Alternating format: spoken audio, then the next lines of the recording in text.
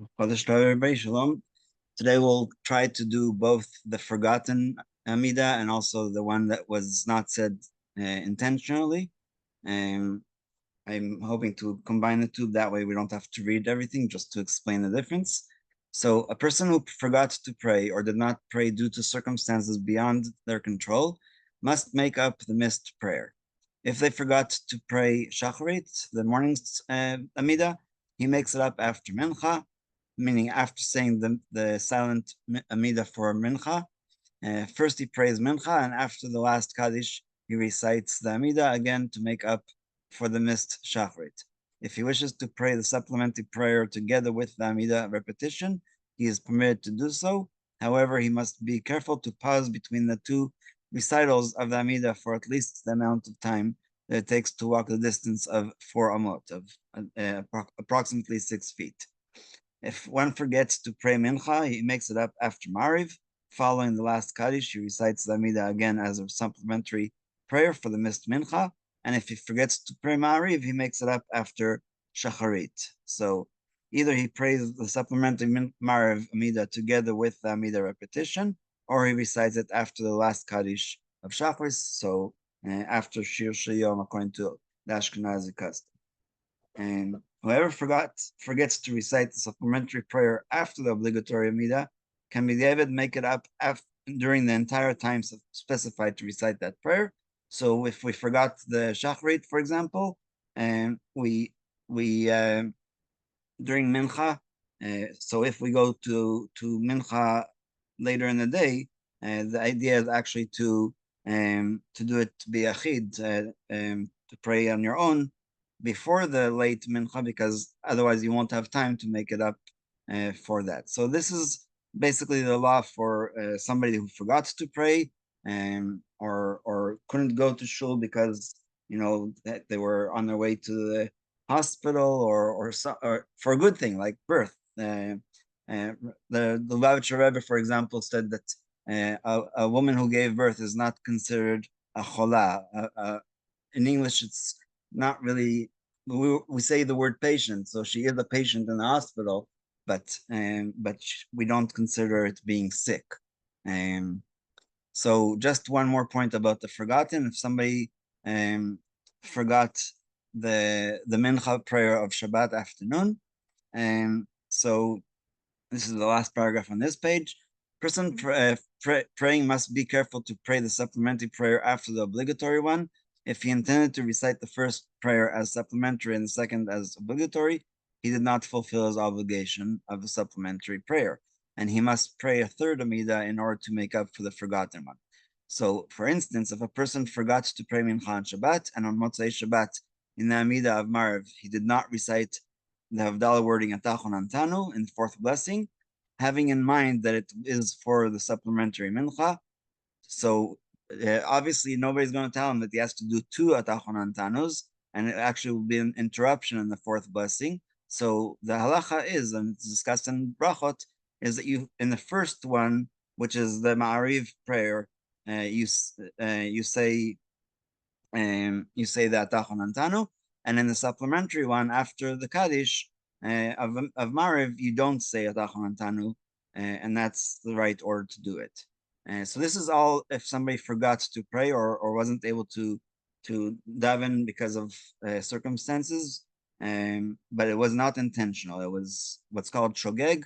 Either they forgot, their alarm clock didn't wake them in time or something like that, then that's the situation. However, if somebody deliberately did not daven, or if they forgot to do the supplementary prayer, these are two situations where you are not allowed to do the supplementary prayer. So, and there's other examples. So, Chachamim instituted the recital of a supplementary prayer solely to make up for the preceding prayer that he missed. Therefore, one who missed both Shacharit and Mincha due to circumstances beyond his control prays a supplementary prayer after Ma'ariv for Mincha alone, but he cannot make up Shacharit. However, if he desires, the Shulchan Aruch does say that you may pray an additional voluntary prayer just as a voluntary prayer, but he says Nowadays, we are not accustomed to praying voluntary prayers because we don't believe that we have proper kavanah to concentrate like that. And also, we have to keep in mind that because the prayers that are instituted now are a replacement of the sacrifices that were in the temple, then when somebody forgot to bring an offering, we're not talking about the personal one. We're talking about all the Kohanim slept late and in the morning they did not sacrifice the Tamid Shachar, or during the time of the Second Temple when the Romans were preventing them from sacrificing, then they could not make up the sacrifice afterwards, and so that's why we are more lenient in this way, that we don't want somebody to just say 19 other blessings because you forget. The other thing is that on Shabbat, um, if for example you didn't pray mincha of Friday afternoon like today, then you can't make up the in Ma'ariv because it's a totally different Shmoneh Esrei. So that's what I remember. So one talking about Shabbat or Yantiv or Rosh Chodesh, one who forgot to recite Musaf cannot make it up, since the Musaf offerings are only brought on specific days, and um, and the Rambam counts that as one of the commandments, that if the Kohanim either forgot or didn't bring the Musaf offering, it could not be made up, and actually they carry the responsibility of a sin. But the people of Israel did not sin, even though these people are representatives. Similarly, one who forgot to pray Shacharit on a day that Musaf is recited, even though we learned that one must make up the prayer in the Amidah immediately following it, the Musaf prayer does not count, and one must make up Shacharit after Mincha, but not Musaf. Now, someone who intentionally, b'meizid, missed one of the prayers cannot make it up. The Rishonim write that if he wants, he may recite it as a voluntary prayer, and however, we just learned that today we're not accustomed to praying voluntary prayers, since one who does not, who does, must be sure that he can concentrate throughout the whole prayer from beginning to end. Nonetheless, one who did not recite Mincha or Ma'ariv when he still had the chance, thinking that after he finished the matter occupying his attention, time for prayer would remain, but was ultimately drawn into whatever he was doing while the time for prayer passed, is not considered to have purposely negated his prayer and must make it up after the next one. Again, this is the leniency because we compare it to the sacrifice. The law regarding a person who started to eat before praying with the thought that he would have time to pray afterwards, but eventually forgot, is similar. And so on Purim, there's a custom to pray mincha as early as possible because we are almost sure that we're going to fall asleep because of the drinking, and so we can't we should not try to make it up later, but rather just do it as soon as the time for mincha is arrives. Despite the fact that he started to eat when it was forbidden, this is what we talked about earlier in the book in chapter 12. Since he did not contemplatiously cancel his prayer, he makes it up after the next one. However, consider the case of a person engaged in a game, such as soccer, who was called to go pray lest the proper time pass. Out of his enthusiasm for the game, he said, just one more minute, and continued to play. Meanwhile, the time to pray passed. In this case, he cannot make it up because it's considered as if he was mezid, because playing ball is not considered something that is necessary for our well-being. And so, as has been our custom, on Friday I want to tie it to the parsha. It might sound like a stretch, but there's a discussion in the Talmud if during the time that they were in the desert, did they bring the korban tamid or not?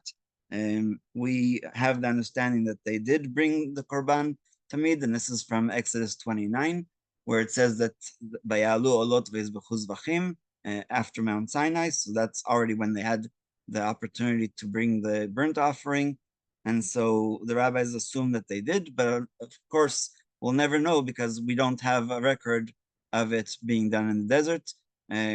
Just to continue, in Parashat Ba'alotcha, which is in 2 weeks, we're going to find out that there was a Korban Pesach in the first year that they were in the desert, so what's called year 2.